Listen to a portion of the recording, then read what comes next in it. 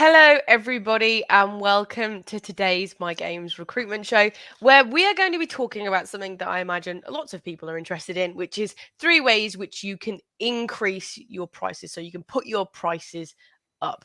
Big Mike, I know this is something that you do a lot, particularly with your clients, right? Yeah, well, I do. Yeah, because I like to be cost neutral, and one of the easiest way to be cost neutral is to stick your prices up.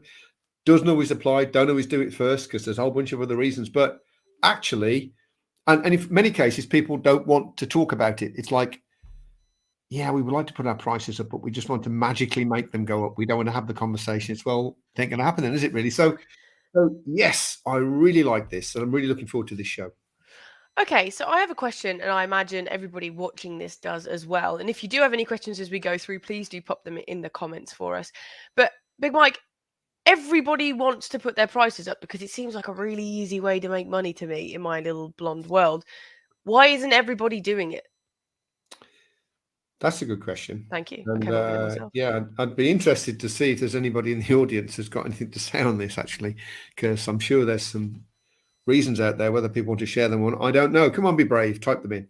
I think the first thing is probably a fear that if they do that, the client will say, "Well, I ain't trading with you then." If you want to do it for that, no chance, mate. You're out of here, right? Perhaps I've over dramatized that a little bit, but I think there is this belief that it'll sour the relationship or something in some way. And in my experience, that's just not true. Yeah, it feels a bit cheeky almost like, oh. Yeah, a little bit. Oh, and we'll talk about this later, actually, because you can ask in a way that is cheeky, and you're going to get a no, right? It's about how you ask for what you want, not what you ask. Really, that's the important thing. But I think in this case, if you do it properly, you won't offend the client. And quite frankly, if the only reason the client is using you is because you're cheap, right, then quite frankly, that's not a very good relationship. You need to take a good hard look at your client care, your service levels, because the price should be a result, if you will, of the value that you give, not the only reason someone uses you. Amazing as that sounds. The second thing really is that people get into a pricing habit, right? So it's like, well, I always charge this. It's what I charge. This is what I charge. I charge it next year, charge it now. It's like, don't rock the boat. Everything's cool, really. And I don't think that that's a good idea at all, really. I think you obviously, if you're on a percentage, then your fees will go up pound notes wise. If the people you're placing, if their package goes up, of course it does. But if you genuinely feel that you're not being paid for the value that you provide, then you need to do something about that. And first thing to do is break that habit. Mentally come away from the belief that, that's what I always charge.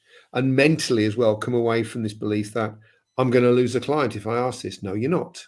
No, you're not. So that's the first two. They're not one of the three things, by the way. I'm just pointing that out as an added bonus today. Also, do I get a price for this shirt? Just asking. You definitely don't. No. Although the weather is a lot cooler than it should be. We've had some comments actually, Mike, which is always fantastic. This about early my on. shirt, perhaps. None about the shirt, although I'm sure people have opinions on them. Whether you'd want to hear them is a different thing entirely. But Nigel says, again, 100% agrees. It's the fear of losing clients, or at least upsetting them, which is, I think, what it actually is. It's sort of like my relationship's really good with them and I don't want to upset them so that they go somewhere else for business. So I think upsetting is probably actually more on the ball than losing. I think it starts the process, maybe. It's a fair point, but actually it's how you ask, really, and how you justify what you want, really, that's the important thing. So okay. We've had somebody else say, what's the relationship value if it's down to your prices, right? Which I think is a real key thing here. If you are scared of it and you're bargaining on just price, that's not a great place to be. It's not the place to be. But if genuinely, though, you can stop watching if you think you're getting paid what you believe you're worth, right? Because not much point watching, because it's very hard to go back and say, actually, you pay me this, which I'm probably worth, but I'd like a bit more. Really? No, not really. I'd say this though before we go on. Now we've got some more comments coming in, right? just come to that. Oh, go on. Let me just look at Laura's. Yeah, before I just. Yeah, Lauren. So Lauren said she hasn't put their prices up in ages, but in reality, if clients see the value that you Yeah. bring, they'll be prepared. It's largely in the delivery, which is something we're going to go into in a second. Yeah, So that's a it great is. point. Yeah, it's a mental thing that stops you. And as soon as you break that mentality and begin to think about your value, begin to really think about what you offer, then it changes things. There's no guarantee that you're going to get more, but it certainly puts you in a good position to ask for it. That's for damn sure. Okay. Right. Was there any more before I press on? Just this absolute cracker. Someone's had to adjust the screen because Mike, that shirt is loud. Someone needs to adjust the volume. Really? I have to wear shades sometimes. I'm so cool when I'm wearing these glasses. I'm doing it now. I'm doing it now. He's doing it. He's doing it.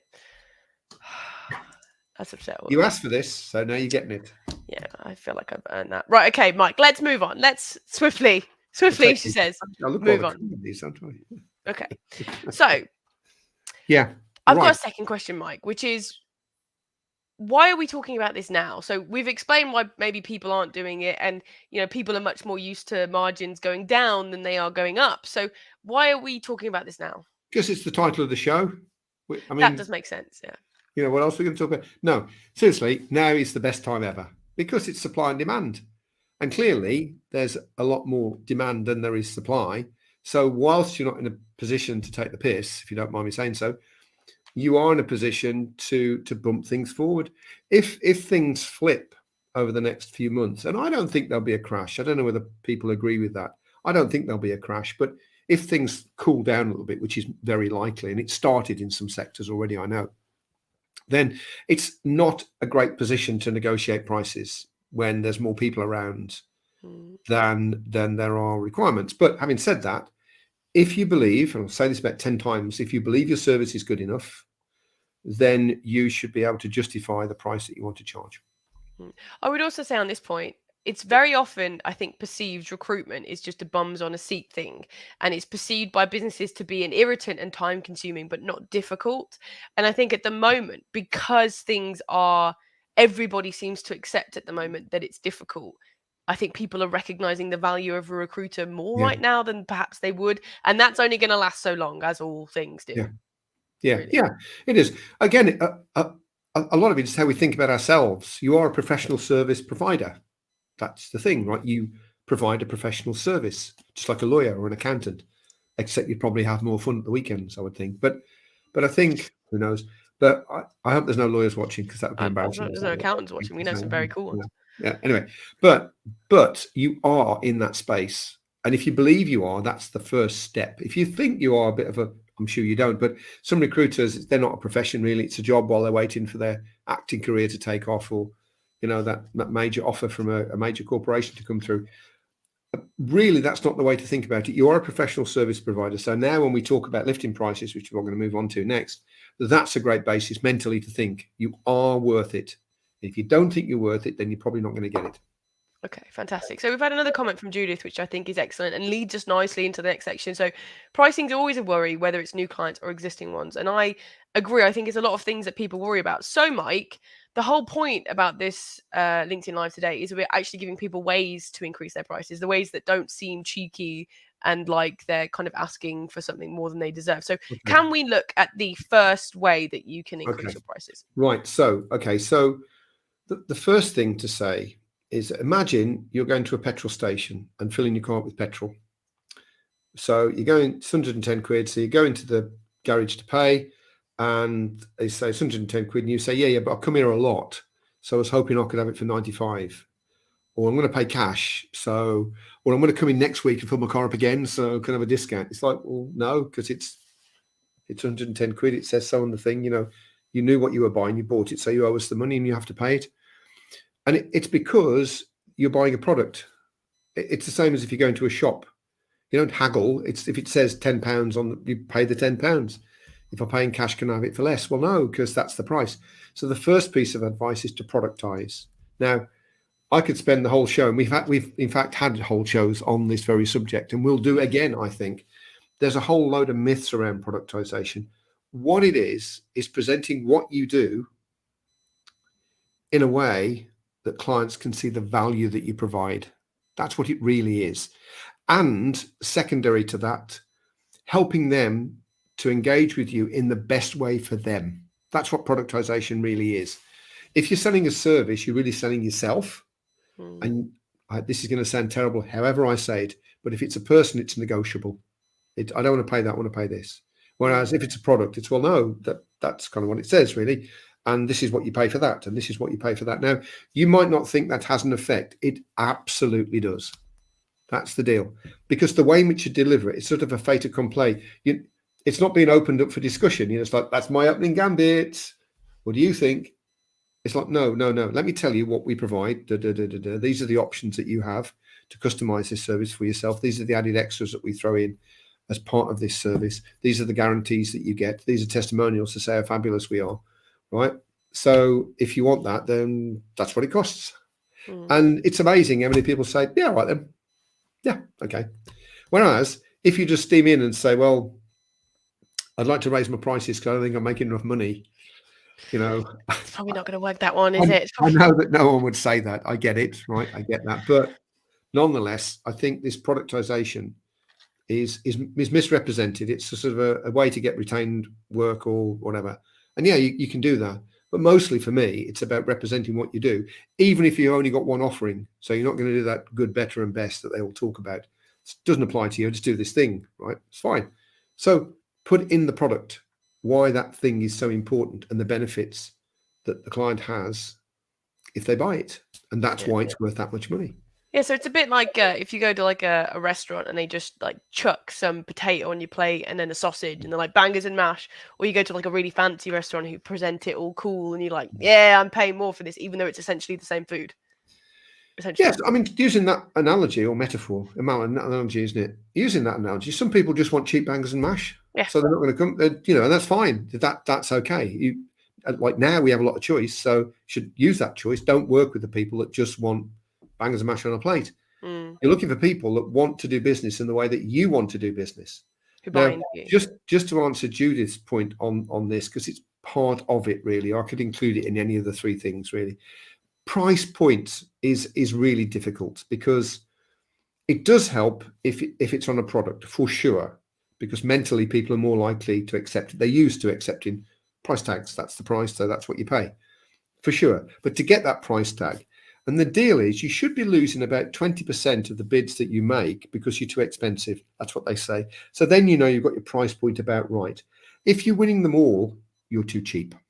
Right? If you're losing them all, you're too expensive. Then you are too expensive, or you're not too expensive. You just haven't communicated your value sufficiently. That's the way I always start. That's my starting point.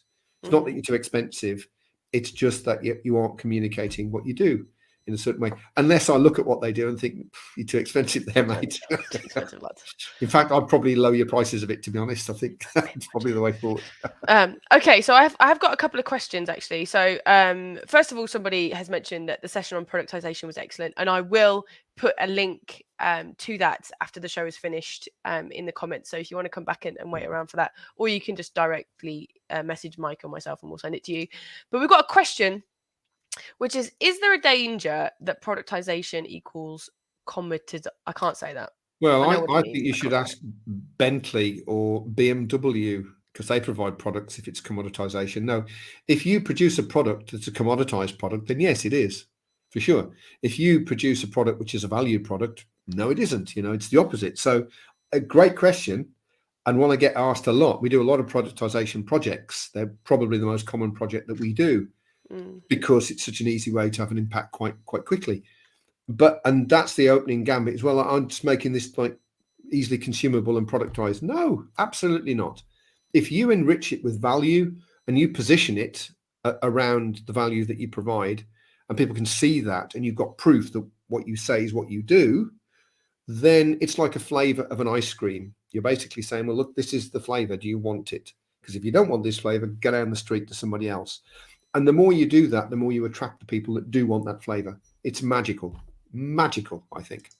Okay, so we've got productization, which again, we've gone into lots of times and we will do again, but I will pop a link in to the comments after we finish. So Mike, what is number 2? What is the second thing that you can do to sort of increase your price? I know we've got some non-recruiters on here, so I'm not sure whether this will relate to you or not, but the third one will. For recruiters though, you swap to a fixed fee. right? So, yeah, and I know we can have a whole debate on this. If anybody wants to put anything in the comments why that's a bad idea, then I'd be brilliant, you know. Or if they tried it and you found it to work.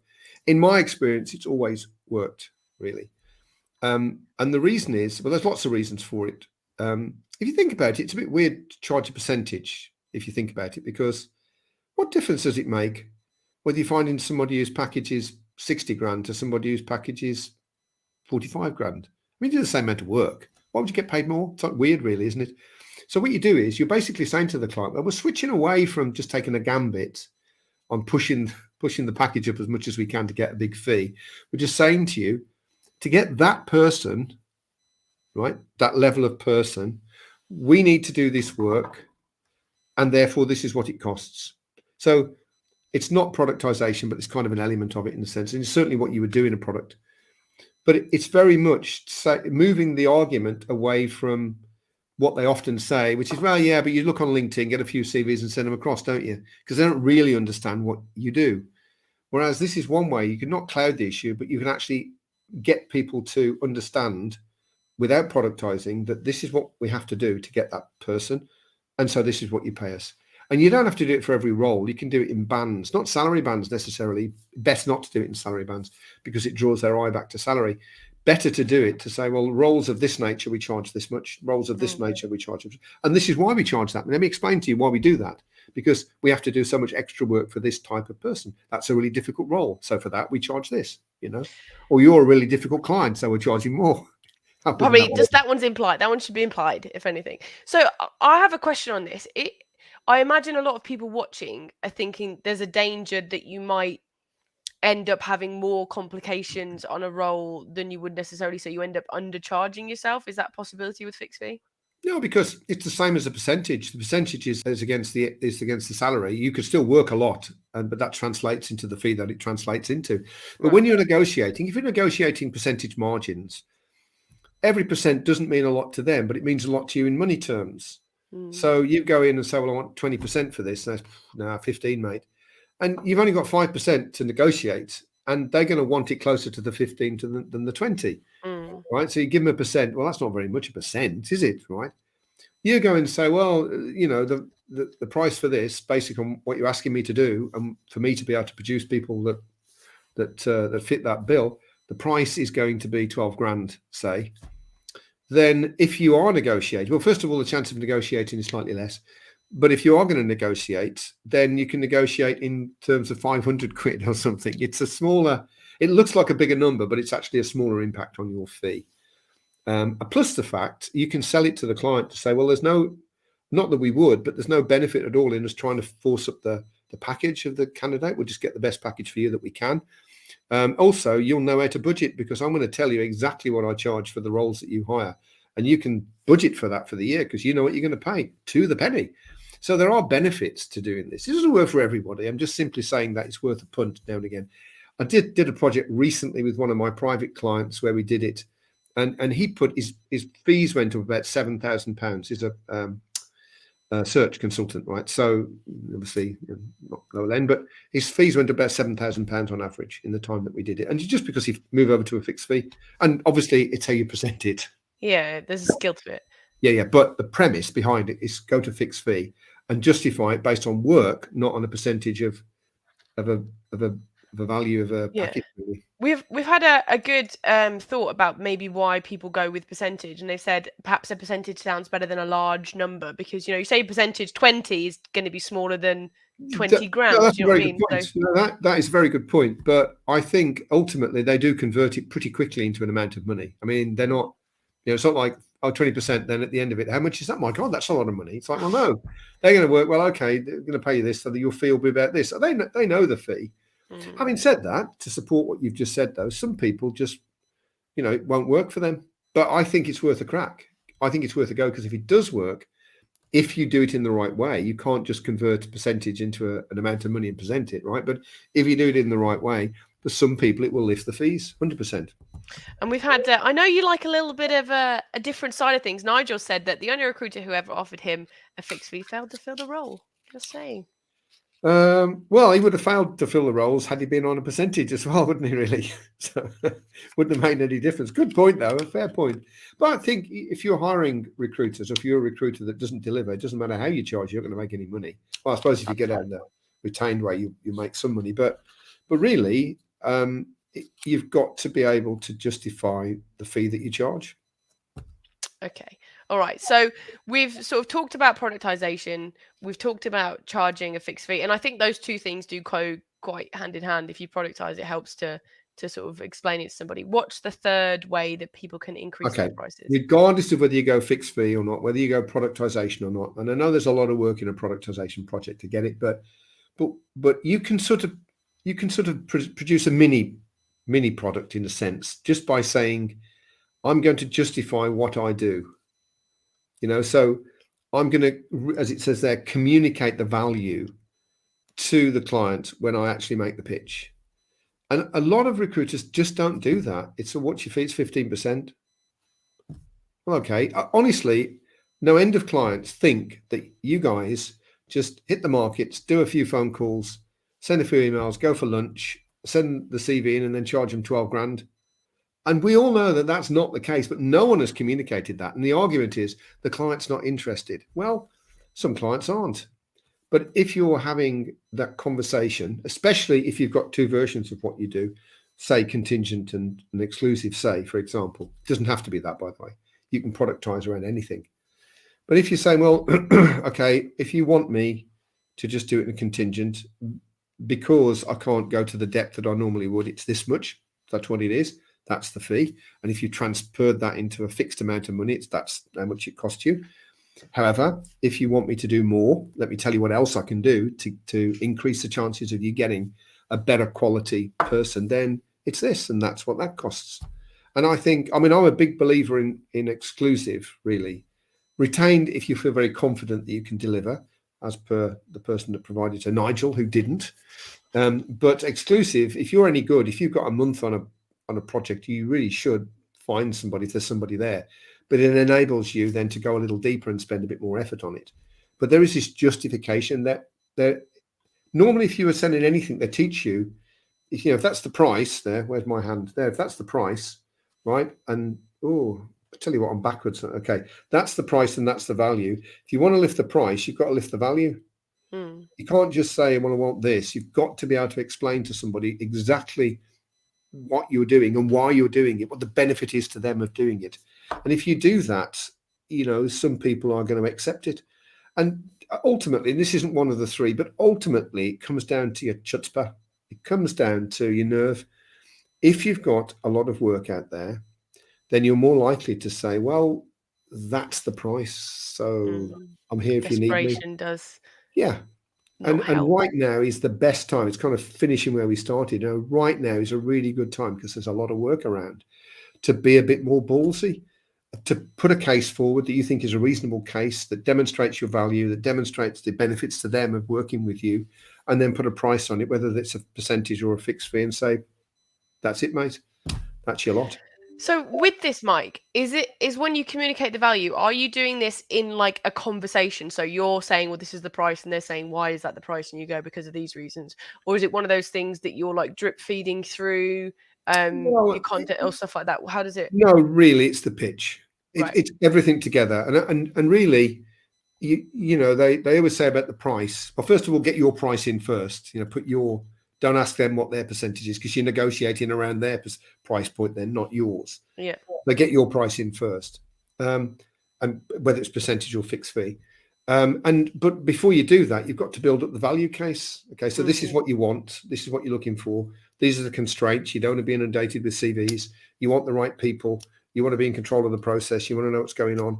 You want us to do this, this, and this. That's absolutely fine. We can do all of those things for you.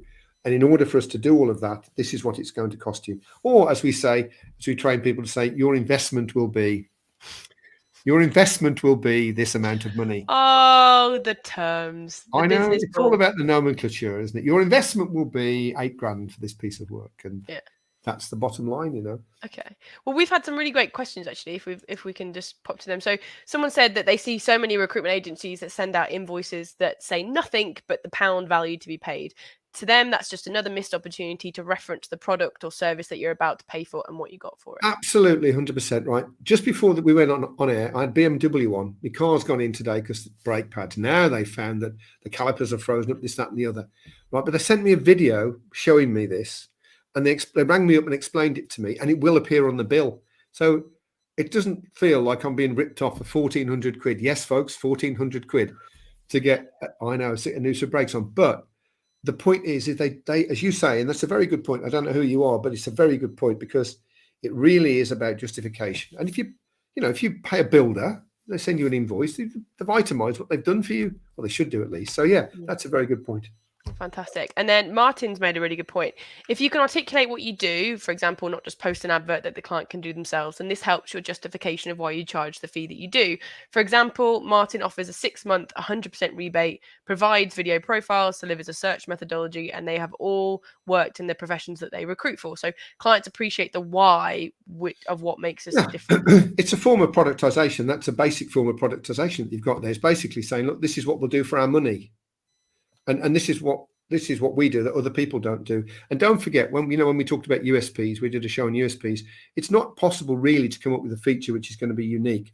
But if you put 2 or 3 together, right, you can make what's called a composite USP. So okay, if you want all of these things, it's me. I'm the one that does this.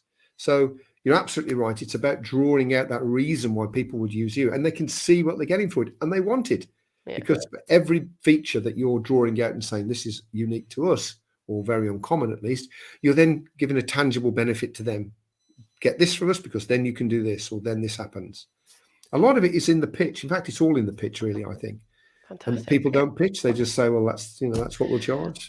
I think people are afraid of being cheeky, but like you say, now is the time. So we've got another comment from Pam. So I normally give a discount for exclusivity, as I know I'll fill the role and it's not a scramble. People trust my process and return, but I've kept my fees at a set rate for such a long time. Charge more for exclusivity because you're doing more.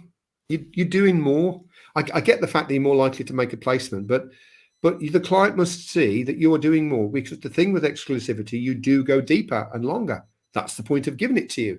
So you are going to get paid. So you're going to go out and get more dosh. Stick your rates up. Lose 20%, and you got your price point right. If you're not losing 20%, you're not charging enough. But thank you very much for that comment. Thank you. Okay, we've got another comment from Nigel before we round up. So what about contacting the client and saying, sorry, inflation, you know how it is at the moment, and then because that's what his suppliers are doing. Do you know that works right now. It's obviously only got a limited lifespan on it, and I think it could leave a bitter taste in the mouth, but I suspect it would work, to be honest. That's the deal. But then if other people aren't, and you don't communicate your value, they'll say, let's go with these boys then, because they're not lifting their prices. And I imagine the second that you can have some time to go and look for new suppliers doing it that way, if that were me, I'd be more like, I'll remember this. I'll remember this. Communicate the value and put a price on it and say that's the price for the value. That's the deal. Remember the petrol station. Can I pay less because I'm coming in next week? No. No, you can't. You pay what it says on the pumps, mate. Yeah. Okay. All right. Fantastic. So, Mike, if I may summarize up in a second, but before then, let's talk about next week. You've got a very important guest on next week. It's me. Oh yeah, it is. Yeah. I'll tell you what it is. We've had a load of people asking us about live streaming. It's massively powerful. I can't tell you the difference it's made to our business. I can't even tell you. It's a lot simpler than you think, but a lot of people don't get it right. So Kirsty is going to reveal all, aren't you, Kirsty? I am indeed. It's going to be very exciting. It's one of my favorite things as well. The last show of the season, because we're not here in August. So let's make it a good one, folks. We're having a summer break. It's such hard work being online all the time. No, yes, we're going to have a summer break. So, Mike, if I may summarize, essentially at the moment, people very much get into a pricing habit of like, this is what my costs are, or they have a fear that they'll lose the client, or I think, as Nigel said, that maybe they'll make the relationship just a little bit worse. And so they've got to the point where they're regularly keeping the same sort of clients. So now is the time to increase your prices, because people accept that there is a valid reason for doing so at the moment. There's a more sympathy towards you as recruiters. So the way that you do this is you productize your service. So you can make a big deal out of it, or you can lightly productize, but you sort of explain like petrol station. This is what you get. This is the price that you pay for it. It's much harder to haggle against. Then you can try charging a fixed fee. It's worth kind of experimenting with it and seeing what happens. And finally, perhaps the biggest one out of all of these three is that you communicate the value that you provide and why the higher cost reflects that level. Do you think that's a fair? Well put. Well put. Yeah, exactly. Okay, fantastic. So, Mike, we're pretty much at the end of the show. So, if somebody is watching this saying, okay, I want to raise my fees, you've given a couple of things there for me to look at, what would you say is the first thing that they should do? Well, I would experiment with fixed fee. Right, you've got to put a value on it. You can't just randomly pick a number. You've got to put a value on it and experiment with fixed fee, but do it with conviction. Don't do it as a punt. That won't work out. Do it with a conviction and see what happens. If it doesn't work, well, fine. And it doesn't work for everyone. Got to say that, but believe that it will work and see what happens. Fantastic. Okay, so thank you so much to everybody for watching and all the questions. It's been a really lively show. Unfortunately, we have run out of time now. So I want to say thank you to you all, and I want to say thank you to Mike for just being magnificent, really. And thank you, Kirsty, and we'll see you all next week.